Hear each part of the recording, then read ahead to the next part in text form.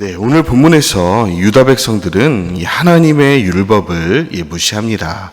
이 레위기 율법에는 이 노비에 관한 이 법이 있습니다. 만일 이 동족 중에 이 노비가 된 사람은 이 주인이 6년 동안만 이 정당한 권리를 가지고 부릴 수가 있습니다. 7년째가 되면 반드시 노비를 놔줘야 합니다. 지금은 비록 노비 신분이지만 조금만 견디면 자유인이 될 수 있다는 희망 가운데 살 수 있도록 우리 하나님께서 배려하신 것이죠. 이것이 소위 노비의 희년이라고 불리는 제도인데 이와 비슷한 제도가 땅의 희년 제도입니다. 구약의 이스라엘 토지 제도는 매우 특별합니다. 49년 동안은 본인 이름으로 땅 사고 등기하고 다 할 수 있는데 50년째가 되면 그 소유가 하나님께 돌아갑니다. 처음으로 리셋되는 것이죠. 이것이 억울할 이유가 없는 것은 땅의 본래 주인은 하나님이시기 때문입니다. 주인이신 하나님께서 우리에게 잠시 빌려주신 것이죠. 여기서 희년할 때 이 희자가 기쁠 희자입니다. 땅도 기뻐하고 노비와 주인도 기뻐하며 하나님께서도 기뻐하시는 제도가 바로 희년 제도인 것이죠. 그런데 이스라엘 백성들이 이 희년의 법을 얼마나 안 지키는지 노비도 자기 거, 땅도 자기 거라고 우기면서 불순종합니다. 그러던 중에 바벨론이 쳐들어오고 정작 자신들이 노예로 팔리기 일보 직전에 위기가 찾아옵니다. 이때야 비로소 그간의 불순종을 회개하고 자신들이 부리던 노비들을 아주 잠깐 풀어줍니다. 하지만 막상 노비를 풀어줘 보니 못 살겠는 것이죠. 그 동남아에 가면 인건비가 싸지 않습니까? 밥 해주고, 빨래해주고, 청소해주고, 운전해주는 분들을 아주 싼 가격에 고용할 수가 있습니다. 그래서 동남아에 잠깐이라도 주재원이라든지 사업차 다녀오신 분들이 그 편한 삶을 잊지 못하고 동남아에 다시 간다는 거죠. 한국에서는 내가 다 해야 되는데 거기서는 얼마나 편합니까?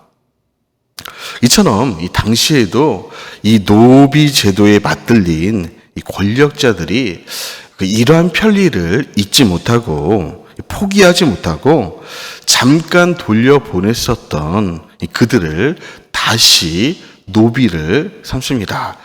그 말씀이 오늘 본문 10절, 11절인데요. 우리 10절, 11절 다시 한번 읽어보겠습니다. 시작. 이 계약에 가담한 고관들과 모든 백성이 각기 노비를 자유롭게 하고 다시는 종을 삼지 말라 함을 듣고 순복하여 놓았더니 후에 그들의 뜻이 변하여 자유를 주었던 노비를 끌어다가 복종시켜 다시 노비로 삼았더라.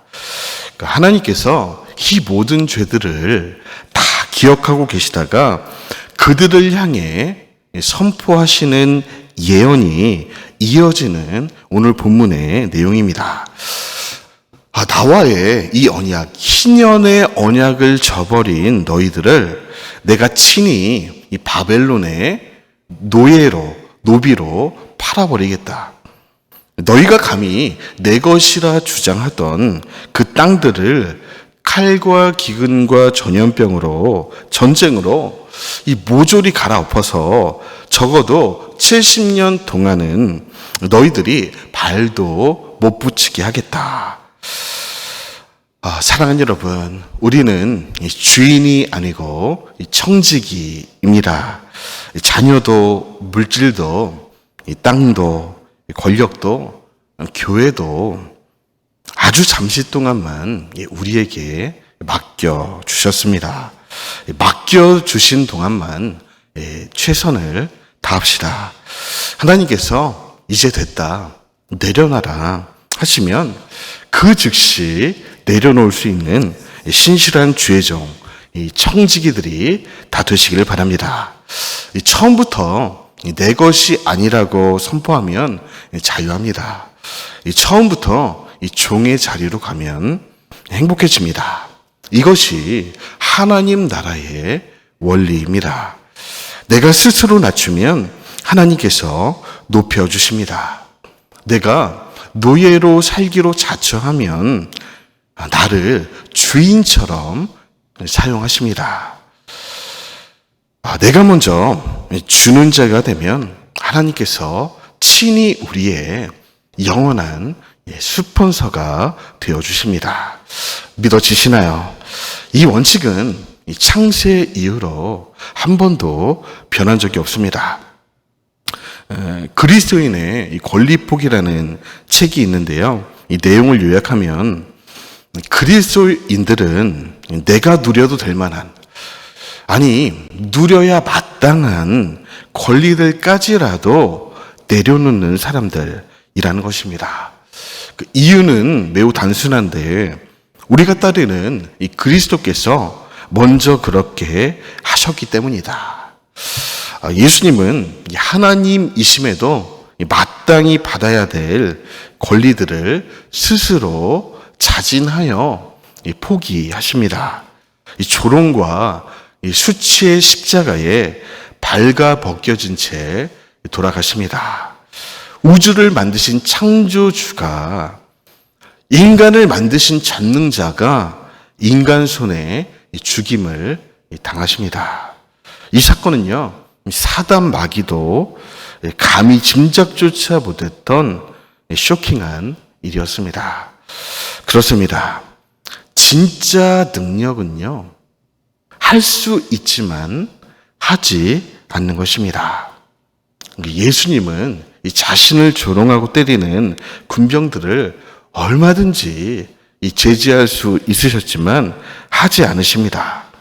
마음만 먹으면 얼마든지 내려올 수 있는 그 저주의 십자가에서 끝까지 내려오지 않으십니다. 그분의 이 권리 포기가 우리의 생명이 된다는 것을 아셨기 때문이죠. 그런데 그것이 끝이 아닙니다. 하나님은 모든 권리를 포기하고 낮추신 예수 그리스도를 모든 만물 위에 높여주십니다.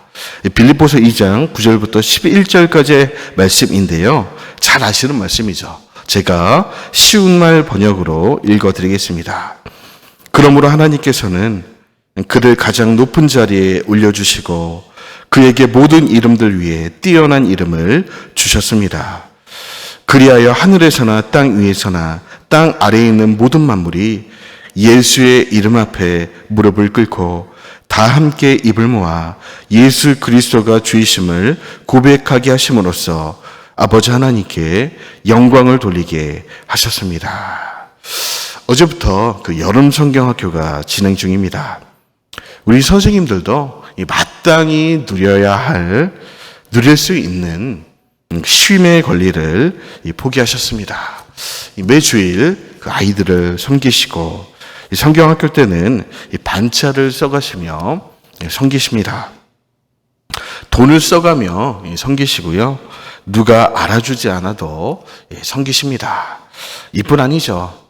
교회 곳곳에 이름 없이 빚도 없이 묵묵히 섬기시는 권리 포기자들이 계십니다. 이 중에도 계시겠죠. 하지만 제가 믿기로 우리 하나님은 다 알고 계십니다. 우리가 할 수 있지만 하지 않은 것, 놀 수 있지만 놀지 않은 것, 얼마든지 누릴 수 있지만 누리지 않은 그 모든 기회와 시간들을 다 기억하고 계십니다. 그리고 때가 되면 갚아 주실 것입니다. 이 땅에서 안 갚아 주시면 저 영원한 하나님 나라에서 하나도 빠짐없이 다 갚아 주실 것입니다. 잊지 마시기 바랍니다. 우리 하나님은 정확하신 분입니다. 성경이 뭐라고 합니까? 이 하나님은 우리의 머리털 기수까지 다 알고 계시는 분이다. 그러므로 우리의 권리 포기는 결코 손해가 아닙니다. 영원한 것을 얻기 위해 영원하지 않은 것들 버리는 것은 결코 어리석은 선택이 아닙니다. 어쩌면 이 땅에서 할 수 있는 가장 수지 만든, 가장 총명한 선택을 하신 것입니다. 당신은 똑똑합니다. 당신은 지혜자이십니다. 하나님 아버지, 우리는 노비 부리기를 좋아한 자입니다. 상석에 앉아 군림하는 것을 좋아한 자입니다. 누가 나를 낮은 자리로 밀어내면 기분 나빠하며 속으로 앙심을 품었던 소인 중에 소인입니다. 이제부터는 달라지기를 소원합니다.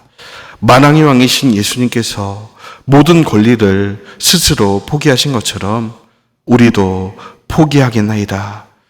이 정도는 대접받아야겠다고 생각했던 음흉한 생각을 버리겠습니다. 그저 처음부터 낮은 자리로 가겠나이다. 그래서 이 땅이 아닌 저 영원한 하늘나라에서 상 받기를 소망합니다. 그날에 우리에게 상 주시옵소서. 예수님의 이름으로 기도드립니다. 아멘.